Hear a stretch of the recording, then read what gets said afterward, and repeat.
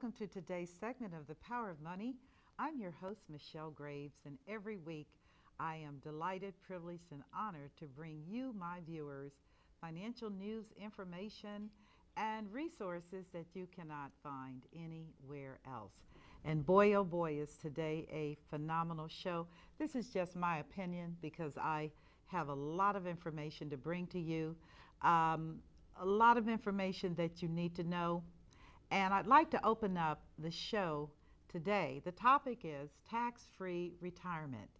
Can you imagine having a retirement income coming in consistently every month that's completely legal, completely above board, that you pay no income tax on? Tax-free retirement.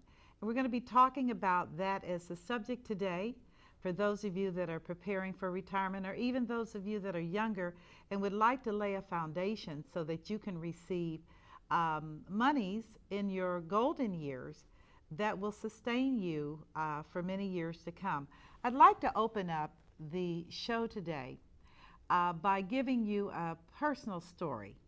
And I always like to do what we call storytelling when I do my workshops and seminars because it gives people something to relate to.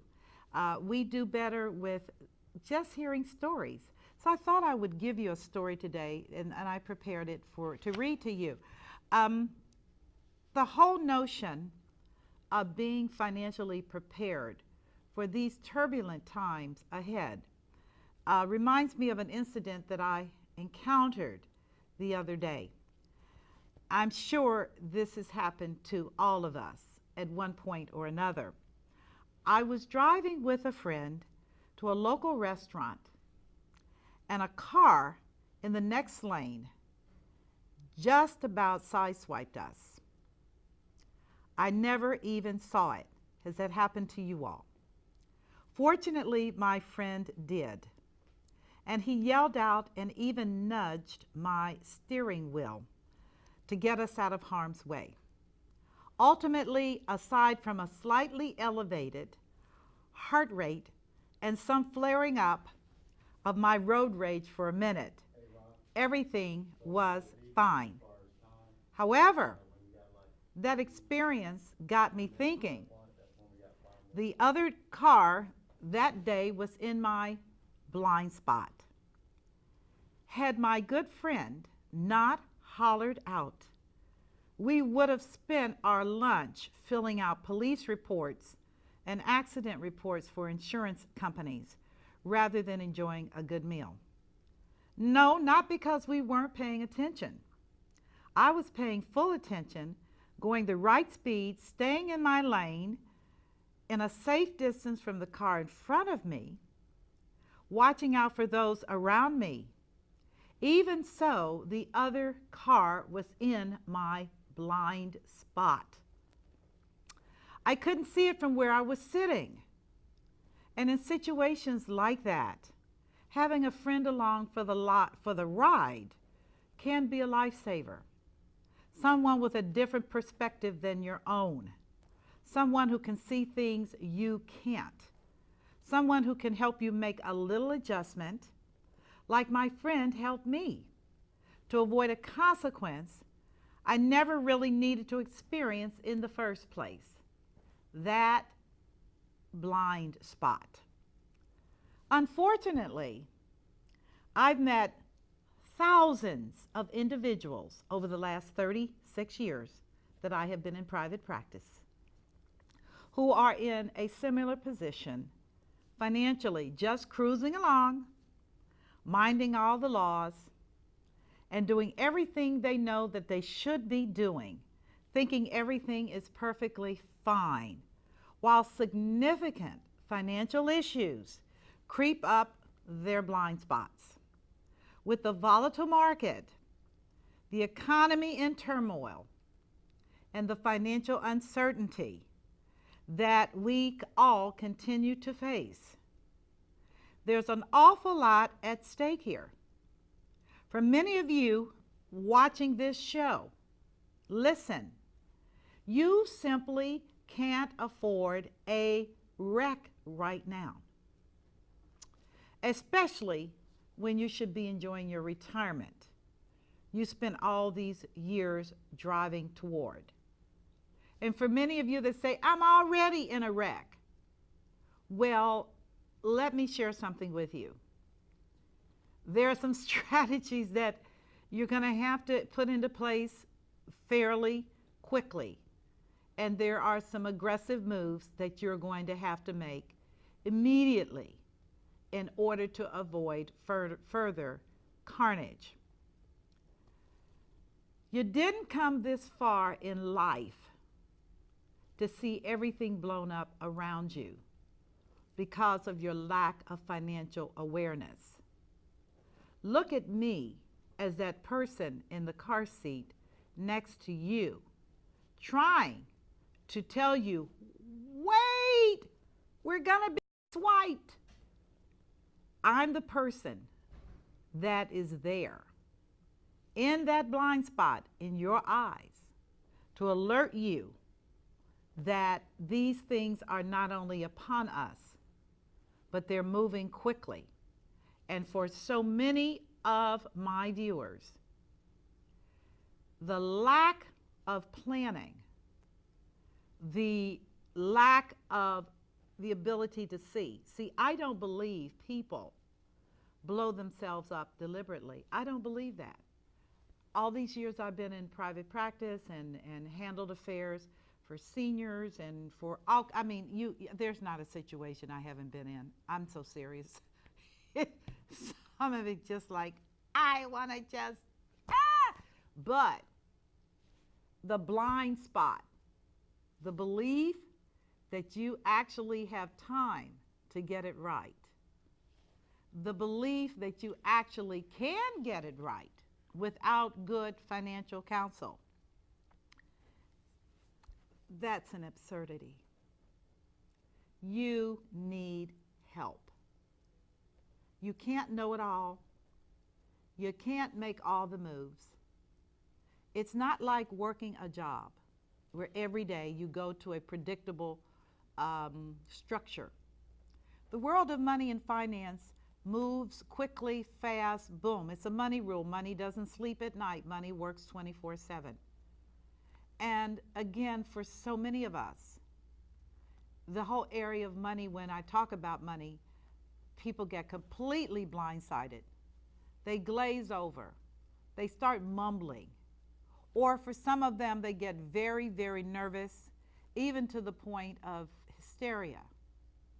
But yet and still, money will loom in front of you. And you must either make it work for you or it will work for someone else. That is the raw truth.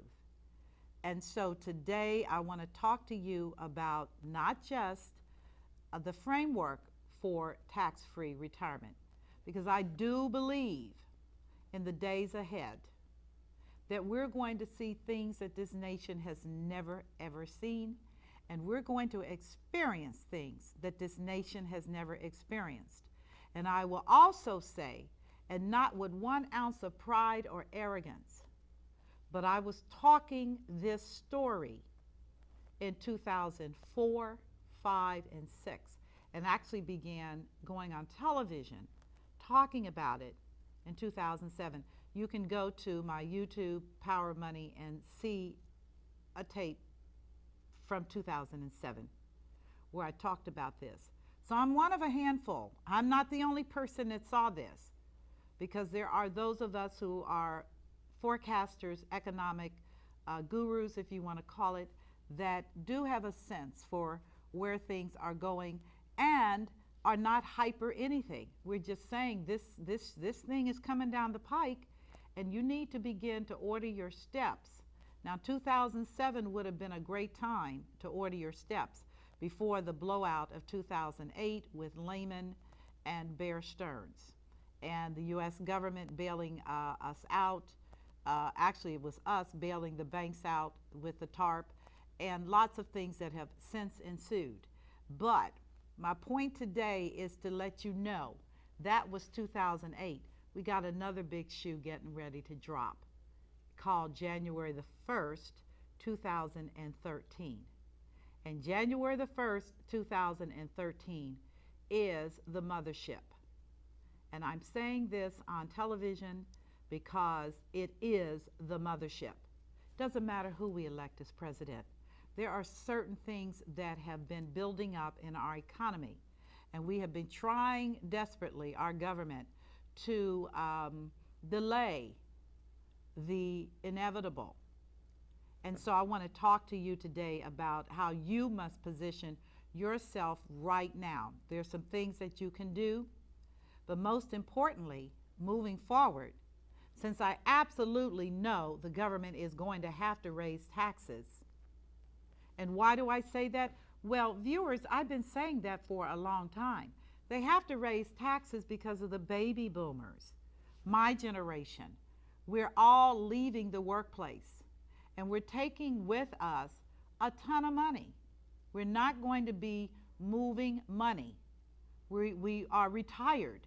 All of the excessive consumption that characterized that generation is shrinking. Why? Because when you're retired, you're not interested in spending a lot of money. You've got your yachts, you've got your boats, you've got your cars, you've even got a house. You're trying to figure out how to get rid of this house. But I say all of this because with the rapid replacement of, I shouldn't say replacement, the rapid exit of baby boomers to the tune of 10,000 people a day. Can you believe that? Largest out-migration from the labor force in history in this country. It is going to have cataclysmic impact on our revenues. And how we did things in the past is simply not going to work for the future. So the government is going to have to raise revenues, because if you're not bringing in taxes, then how do you meet the shortfall? And before you start saying, well, we got to reduce spending, viewers, that's what January the 1st is about. We're going to do that. There's no denying that is law, to the tune of $109 billion. That's how serious this piece is. But that's still not going to be enough. We've got some other things that have to happen, including the taxing of our out of our pockets. We've got to do that. We don't have a choice. So I want to talk to you about this, because without an understanding of what the government's doing, what the economy is doing, you will find yourself thrown under the bus again. You're like, boy, I'm getting tired of this. Well, don't get tired, because it's just started. So let me begin by saying, just right off the bat, there are 4 things you can do with money, period. Only 4 things, 4. Free money. Free money can come from inheritances. That's nice. A lot of seniors are passing on money to their children and grandchildren. That's a good thing. It can come from matching 401k money. If you're in a company that's doing well and your employer wants to contribute 3%, and you contribute matching, not a dime more, 3% as well, then your return automatically is 100%, because that 3% they gave you is free money. So this is why I share with people, I do not believe that you need to invest $1 more than the match. So if your employer is going to match you, then fine, take advantage. That's free money. The second type of money is tax-free money. Boy, don't we love that one, to not have to pay taxes. And that money can be in the form of your Roth IRAs, which is your IRA that has been taxed ahead of time, so that you don't have any taxable consequence on any of the gains inside of the account. That's called a Roth. Very powerful venue, very powerful vehicle. Also through investment grade life insurance. Now, before you say, what does that mean? I am saying to you that life insurance remains the holy cash cow in the investment industry. And there are a lot of reasons for this. Life insurance, unlike banks, life insurance is highly regulated globally. You are not going to find companies failing in the venue of life insurance because, in the same way as banks. Why? Because of those capital reserves. And there are very strict and strongly enforced regulations around capital reserves. These reserves have to be pristine. They have to be monitored, and life insurance companies cannot invest in anything. One of the things I did at an earlier point in my career is I was a senior investment director for one of the largest life insurance companies in the world. And I managed their banking portfolio at that time. And it was it was close to half a million dollars then. And we invested in bonds and also debentures, which is we took bank debt to allow them to expand. Banks, by the way, are considered venture capital. They're high risk. Why? Because a bank does not have traditional assets, viewers, like your normal corporations. A bank has deposits, but the deposits are insured by the Federal Deposit Insurance Corporation, and they have a very few assets. So when you lend against a bank, you're lending against the ability of the bank to make prudent loans and to repay your debt. So I was able to learn about the banking industry in the early 70s because of my experience in this particular position for this insurance company. But I also learned, as a part of the investment division, is that insurance companies get in premiums like clockwork every month from all over the world. And those premiums have to be invested in the marketplace, kind of like banks getting in deposits, only the difference is an insurance company signs a contract, which is a pledge that if you die, they will pay you whatever the face amount is on your contract. So if you have a $1 million life insurance policy, even if you've only paid in $50,000 and you die tomorrow, the insurance company has to fulfill that obligation. And that's important. This is why I share with people, I will always be a strong proponent of life insurance, because you are spending pennies to get thousands. And that's very powerful. You say, oh, I can't afford the premiums, but look at where the insurance company is. They are on the hook. If you die, they have to pay out that contract in full. That's major. And because of that, insurance companies have been tightly regulated all over the world. And they do invest that money in all kinds of things. But again, it has to meet the regulatory scrutiny and satisfaction of regulatory agencies in the United States. That would be each state. In overseas, it would be the countries. But the reality is this: that is a source of tax-free money. Why? Because you can structure insurance contracts where you can take loans out from your policy, and again, that's tax-free income. Tax-free income. Plus, if you die, that money passes to your estate, to your beneficiaries, income tax-free. Wow, that's the truth. And it's always been like that. That's not a new thing. It can be leveraged to create income now as well as tax-free income for your heirs. The third type of money is tax-deferred money. And I'm talking about these types of money because if you do not know these things, it looks real crazy when you start talking about how am I going to do this and what is she talking about. But tax-deferred money, many of you are already familiar with. These are annuities. Annuities allow you to build up on a tax-deferred, didn't say tax-free, but tax-deferred basis money, as well as your tax-qualified plans, which many of us are familiar with, your 401k plans, your 403b plans if you're with nonprofits, and finally your IRAs. But please be aware that tax deferred does not mean tax free.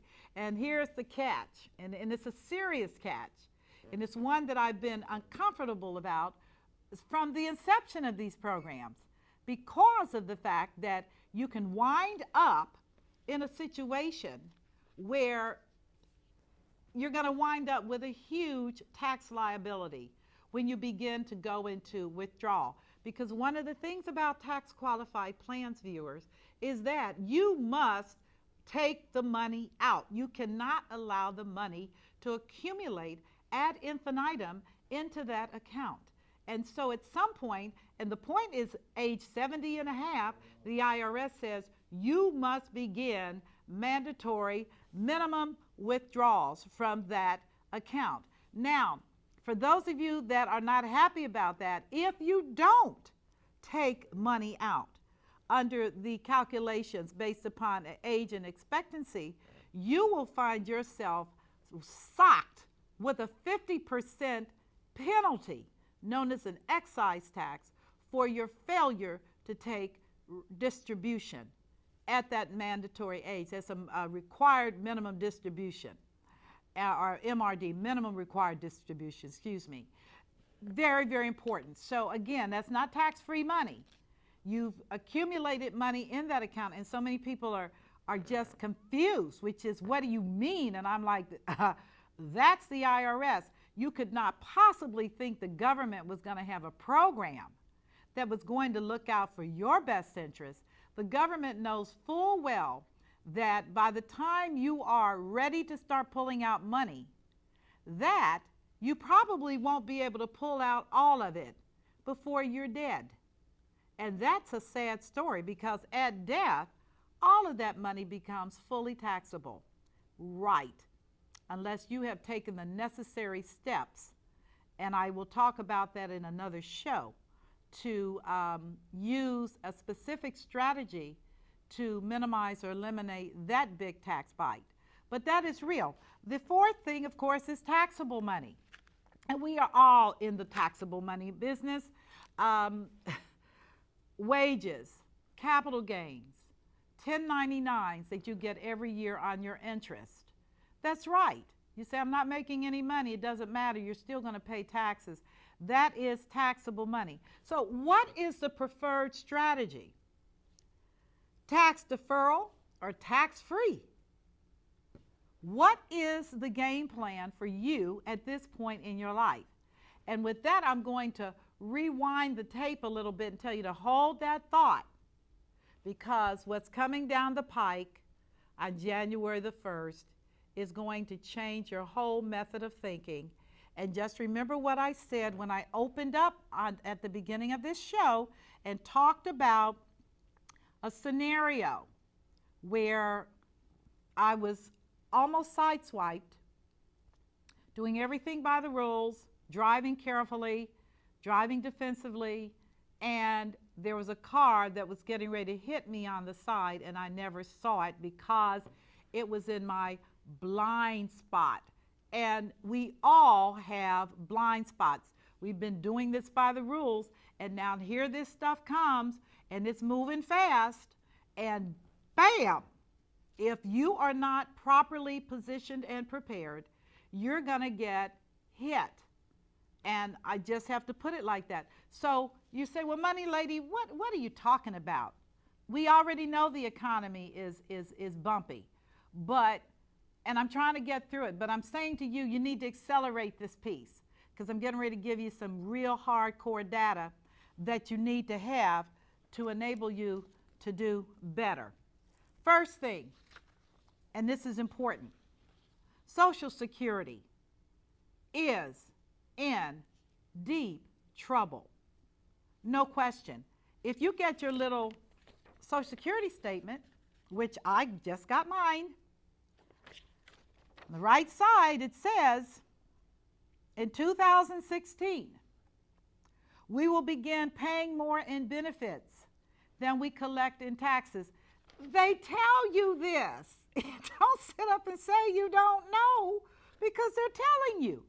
Without changes, and this is key, by 2037, the Social Security Trust Fund will be exhausted, and there will be enough money to pay only about 76 cents for each dollar of scheduled benefits.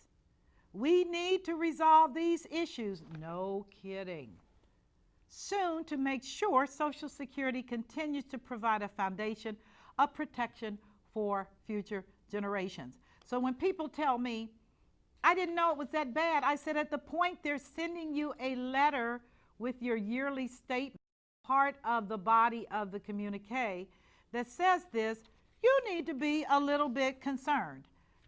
Do I think Social Security will remain solvent? I don't know. With all these baby boomers leaving the system rapidly, I really think that they'll try to honor that group, but I do think that subsequent generations, like my children, are going to get the shaft. I don't see how it's going to work out any other way. And again, this is based upon certain economic projections and forecasting with regard to interest rates, etc. I don't have an answer, but I will tell you that's called a blind spot that is now getting ready to hit you. Prepare for the possibility that you won't get any Social Security. I am not anticipating in my forward planning as a baby boomer getting any Social Security. And frankly, when FDR designed Social Security, viewers, he never designed Social Security to be the primary leg on your footstool. It was supposed to be the third leg. Your first leg was supposed to represent your savings. Right, personal responsibility. Don't spend all your money. Anticipate a different time in your life where you weren't going to have the same financial resources. The second leg was going to be your pensions. And back then it was they were called defined benefit pensions, where you knew exactly how much money you were going to get. Think General Motors retirees, think Ford Motors, think the big manufacturing companies. They all did defined benefit plans where they represented, they would pay you a certain given amount. And then the third leg, which is the safety net leg, was Social Security. Now, this is the odd thing. People didn't save. What do you know? Pension funds stopped being viable because manufacturers could not meet expectations for performance with these defined benefit plans and started collapsing them. And so now you've got everybody looking at Social Security, which was only supposed to be a safety net to ensure that people would not be flat broke. Remember, FDR birthed this out of the Great Depression, and so many people were devastated. Remember Hoovervilles? Remember the food lines? Remember starving people? That was America, not a joke. So he put into place systems that he felt would allow people not to be destitute and broke. And that was Social Security. He subsequently put into place add-ons to Social Security for people that were disabled, etc. But Social Security was never designed from inception to be that any more than just a safety net. It was never to be a fundamental foundational part of your retirement. Fast forward, here we are today.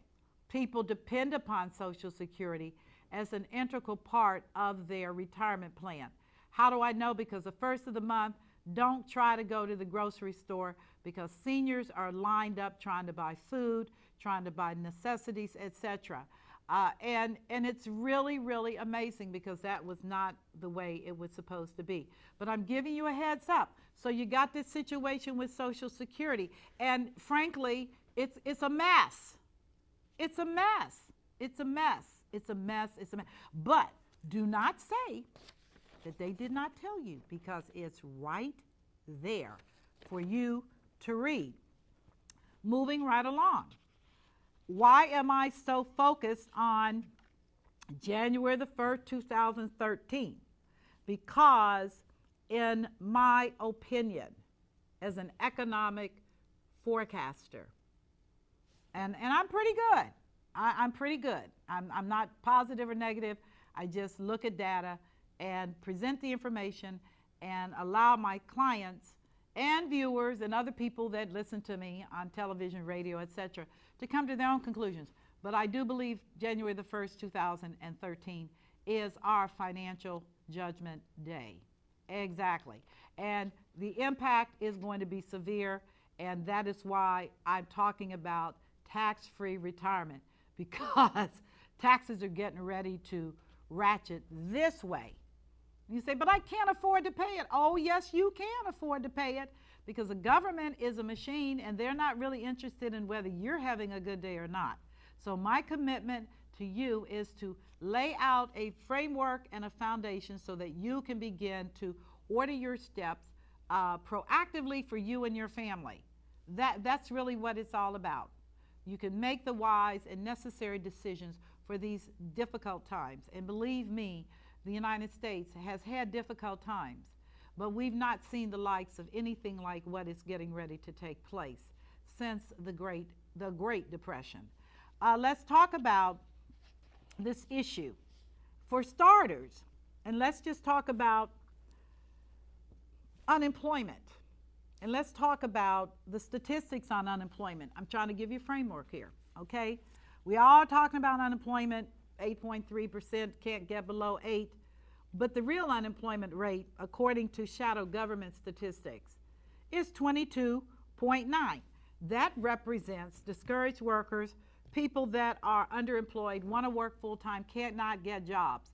Now, this figure may vary from region to region in the United States because it's a big country, but the fact of the matter is that we have a huge and growing population of people that have been permanently displaced from the marketplace. And unless things change radically and drastically, and I don't see how, I'm just being open because we got all of our military people coming in from the war, and they cannot get jobs. They're trying to go to school, they're trying to upgrade their skill base, but they're coming into an economy that does not have room for them.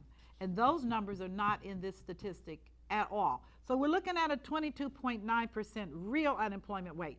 Does that make you feel a little nervous? It should, because probability is, unless you're very, very wealthy, you know people that are out of work and that have been out of work for a long, long time. And with this number, we're also looking at, how do I put it carefully or politically correct? We're looking at a flat-out depression, period. 29.5% of the unemployed have been out of work for more than a year. That is awful. America's middle class is shrinking rapidly. That is correct. 43.6 million Americans, many of whom were formerly middle class, I know you know people like that, are now living in poverty.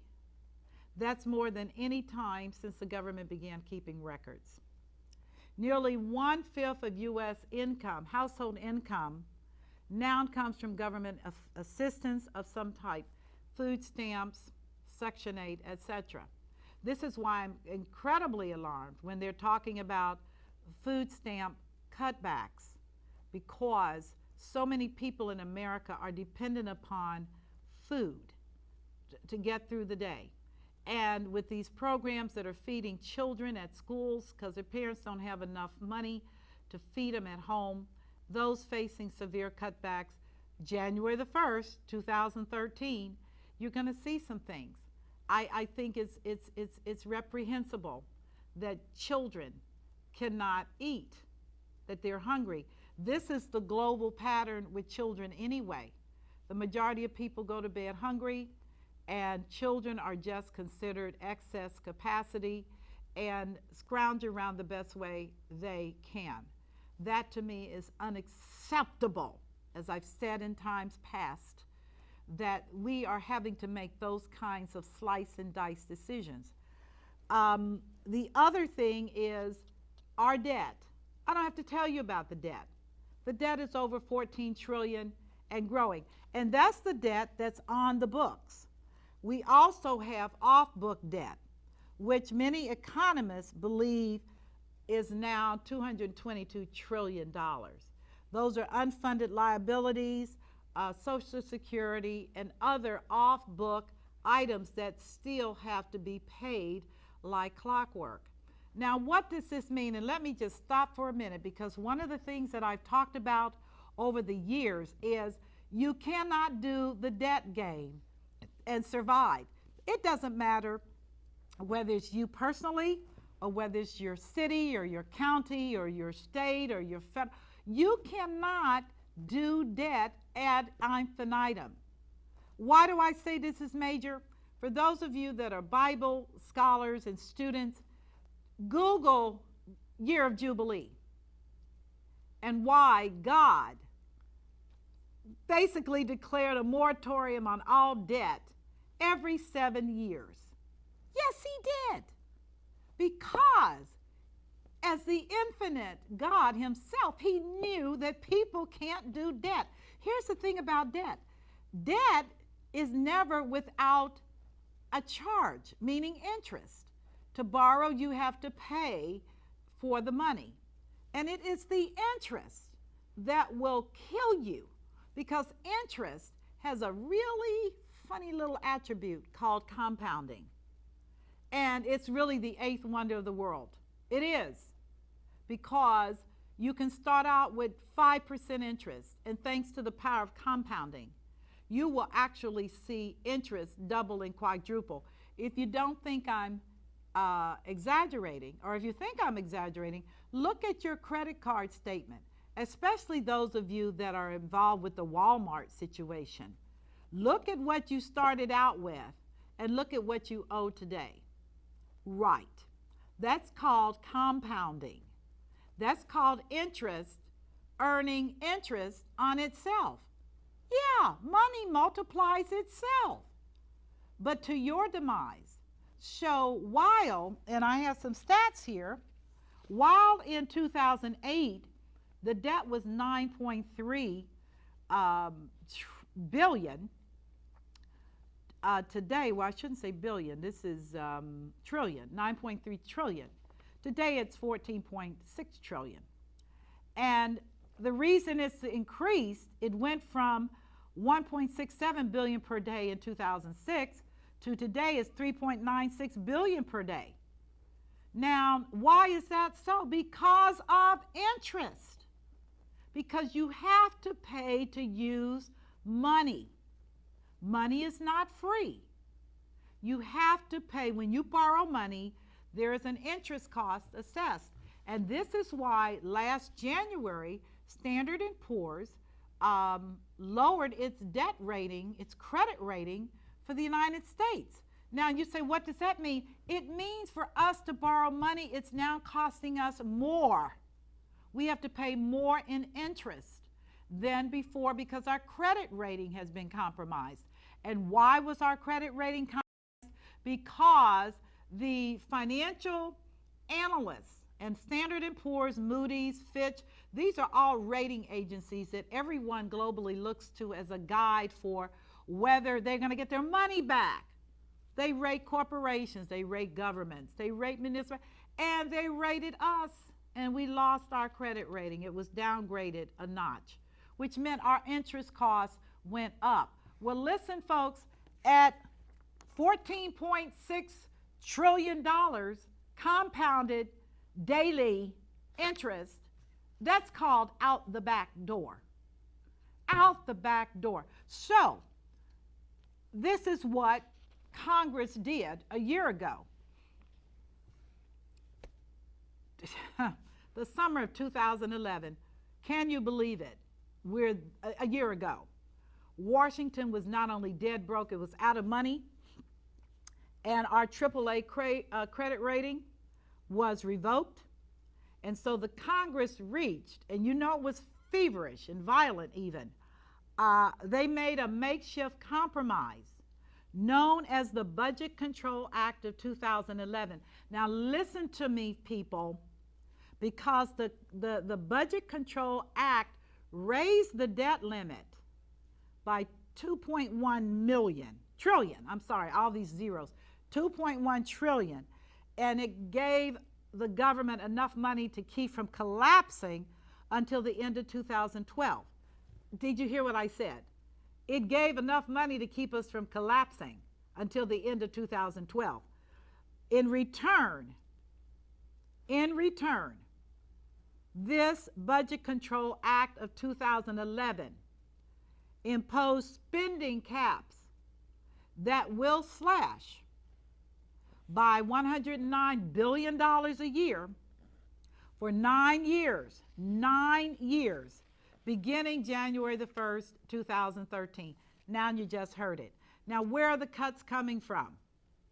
$54.7 billion is coming from Department of Defense and their spending. Health and Human Services, which includes your discretionary programs, food stamps, and those things, $38.6 billion in cuts. These are mandatory. You're not going to negotiate. This is law. This thing was passed. And finally, Medicare and other entitlements, $16.2 billion. That is the minimum. $109 billion. Done. Finished. America is going to go through some stuff. The biggest industry impacted is going to be the U.S. defense industry, and they're already preparing for these cuts with thousands of people being let go in anticipation of January the 1st. Remember, private sector doesn't play around. They say, okay, this is coming. We need to deal with it. Now, the other thing is government will be cutting back. Government is going to shrink. Has to. That's the flip side. Remember, in economics, we learn about guns versus butter. And guns were the military, and butter was the consumption. And now we're going to cut back on both, and we're going to cut back severely and sharply, but particularly in the area of guns. America will not be policing the world because we're not going to have the money because of debt. Remember? The eighth wonder of the world that has drugged down countries all over. Ask the Germans about it. Ask Europe about it. In fact, let's expand it. Germany dealt with this, and it caused 2 world wars, and folks are still nervous. But now we're looking at Europe. And this is about the debt, the interest on the debt. Countries cannot generate enough revenue, tax revenue, to pay the debt. That's why I said to you that biblically, God said, Jubilee. Every 7th year, we're wiping the slate clean because you cannot. Slaves had to be released, people that sold their family into servanthood because they couldn't pay their debt. That was all canceled. And I tell you, it is this debt thing and the interest that continues to compound like the bunny. What's that ever-ready bunny that, he never stops marching? That is interest, and it never does stop. So we're looking at, again, this issue of the Budget Control Act of 2011 that will be implemented January the 1st, 2013, automatic, in law, done. The United States must pay its debt interest, or else it's going to get blown up in capital markets. The people that loan us money to pay our bills, period. If we do not do this, our interest costs will go even higher. Are we bankrupt right now? Well, yes, we're bankrupt. Our debt exceeds our gross domestic product, which is the sum total of our goods and services and consumption and investment, as well as government. The government's been carrying the load because the private sector doesn't have the money to make this happen. So traditional Keynesian theory says then the government has to fill in that gap, and the government has done that. So before you start beating Mr. Bernanke and all the other economists, this is how we were trained, which is if one falls short, and in this case, the consumer sector, which was 70% of the economy, fell short. Private sector didn't pick up the slack because why would they? They're the most conservative players on the globe. Private sector is not going to be investing in stuff where they don't see a return. They're not going to be doing the dream, I'll build it and they will come. That's not business. That's not the way the world of business works. The world of business says we respond to demand. If demand is there, we will respond. We will increase production. We will hire new people, etc. The demand is not there. So the government did this, and that is the government went on a buying spree through stimulus spending, through the Fed's decision to print more money called quantitative easing, 1, 2, and now they're getting ready to do 3. I believe they're going to print more money because they're adamant that we've got to stimulate this economy. But I don't know how it's going to happen with this debt around our neck. I don't know. I'm just telling you, I don't know. I don't know. Really. The third thing, and that is the tax hike. It's a $440 billion tax hike coming on the entire American middle class,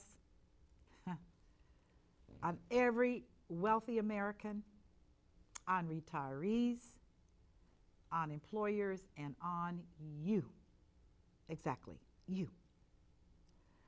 Washington's not going to tell you this, but most economists, bankers, and everybody else, we're kind of hoping, like, is it, can they? But here's what's going to happen. If you have kids at home, your tax credit for each child will be cut in half. Your long-term investments, profits, those long-term capital gains, your maximum tax rate will be raised by 1/3. Your investments, which earn dividends, the tax on those dividends could more than double. If you own your own business, the deductions you get for investing in your business will be dramatically slashed. Many of the personal exemptions will be canceled. Itemized deductions will be restructured, including tax deductions for married couples. This is the deal. According to the Nonpartisan Tax Policy Center, a whopping 96% of all middle income earners will see their average taxes rise by $1,800 a year. I'm not making this stuff up, and I'm not trying to spook you out. I'm trying to tell you that this is what's coming. And I absolutely believe that as a result of this tax Armageddon, and incidentally, oh, how could I forget, the restoration of the estate taxes, federal estate taxes, probably will go back into play. And that is major, major, since the federal estate taxes can swallow up almost half of the estate. So, where are we here? And what does this all mean for you? Well, the first thing is that be aware that behind all of this maneuvering, interest rates will go higher. Now, the good thing is that if you've got money in the bank at 0.5% in a CD, that may come out better because the market forces are going to step into play. The negative is that interest rates are going to go higher, and that national debt thing is getting ready to get really, really scary.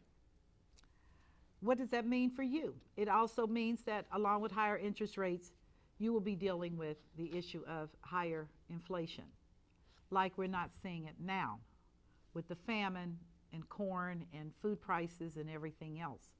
Makes you want to grow your own food, again, which I've started to do. I have. You can laugh at me, but you won't be laughing when lettuce is $6 a head. You'll grow it at home. What does this mean for you as a pre-retiree or a retiree? We know that tax rates are heading up, and we know that your disposable income will be squished. Then what do you need to do now? to make things a little better for yourself. The first thing I'm going to recommend to everyone, I don't care who you are, and I don't care how smart you think you are, you're not smart enough to pull this one off. You need to have your money in cash, or at least in a strong cash equivalent, period. That's what you need to do until this thing rides out. I can't tell you when it's not going to complete the cycle. I can't tell you that. I don't know. But I do know that given the turbulence in markets, Europe, China's now feeling bumps, and the United States has this crushing debt that makes Greece's debt look like child's play. What does this mean for you? It means for you that unless you really, really, really like to gamble, that you need to be in a safe position, period. Cash is king, period. You say, how can I make any money? My response to you is, you're talking about making money when the preservation of capital is the most important issue on your mind? Are you kidding me? Stop being a pig and begin to settle down and recognize that your blind spot is getting you hit. And I'm just trying to help you here with some things that will allow you to do things better. It is because we have to now go into a safe harbor that I am such a strong proponent of insurance, life insurance specifically. Why? Because not only does it create benefit upon your demise, okay?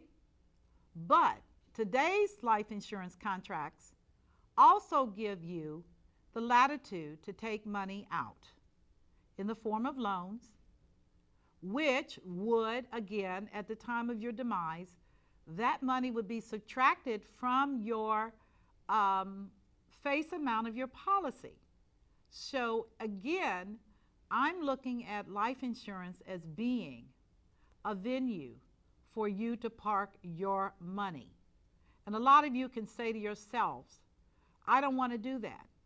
And I will say to you, doesn't matter to me, you're grown. But be aware that that is a blind spot and that it may very well cost you big time. The other thing, and I want to really make sure I explain this correctly, a lot of people are not going to qualify for life insurance because of underwriting and health issues. But if you can, and if you do, again, life insurance offers you income tax-free money through loans, okay, out of the contract. It also passes to your heirs in an income tax-free environment. It can be set up through in a trust if you want even more control.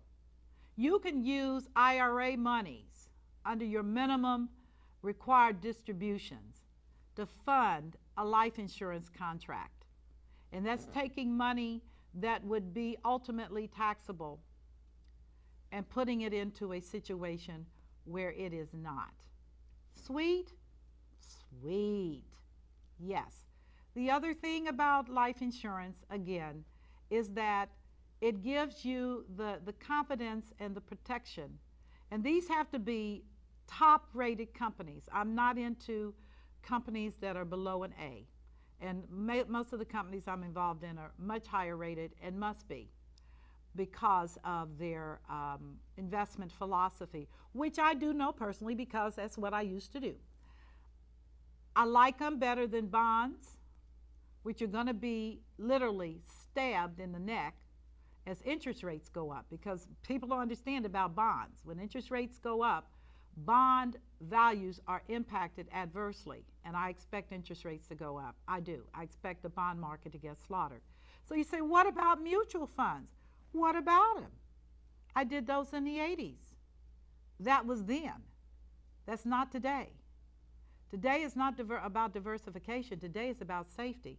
in the same way as I talked about real estate. So I tell folks, real estate was hot in the 80s. Real estate is not hot today. Okay, why? Because we have a surplus of supply. All those foreclosed homes that I predict the Chinese are going to work a deal and buy. Oh yeah, did you know that? See, you don't know everything. The Fed approved the first bank in the United States to be purchased by a Chinese bank. Yes. So the Chinese actually own a bank here. And they're going to buy more because now they can leverage those banks to do some very aggressive and creative things. And I predict that. I believe the Chinese are going to buy in large numbers foreclosed property from Fannie Mae and Freddie Mac to get them off their portfolios. And again, the Chinese are laden with all our bad paper. So my recommendation today is cash is king, keep it safe, stay away from mutual funds. I have recommendations on exchange traded funds. That's a different game, but for right now, I want you to think about safety first. Safety first. Safety first. The money lady said safety first because on January the 1st, 2013, you're going to see what this debt crisis has brought us to as a country, as a nation, as a people. God bless and help America. I am your host, Michelle Graves, on this very sobering telecast today on tax-free retirement, what you must do now to position yourself for the days ahead as retirees, as seniors. Before I get off this air, there is another beautiful thing, and that is a 1035 exchange, which will allow you seniors who do not have long-term care to convert your insurance policies into a long-term care policy without a tax effect. Yeah, that's on the books as well. Congress knew very well what was coming down the pike. My recommendation to you is that if you don't have a competent, seasoned financial advisor who can talk to you about a little bit more than pushing products, that you need to give me a call. I'm just going to cut to the chase. You need to get over it and begin to say, maybe I need somebody else to help me and to give me some insight. Get over your pride. We're in a different time, a different season. I had to get over it, okay? I had to learn some things, and I'm on that path. I see where we're headed, and I'm not going to be a part of that cliff experience. I'm not. This is Michelle Graves sending you blessings and much love, and hope to see you the next time. You take care.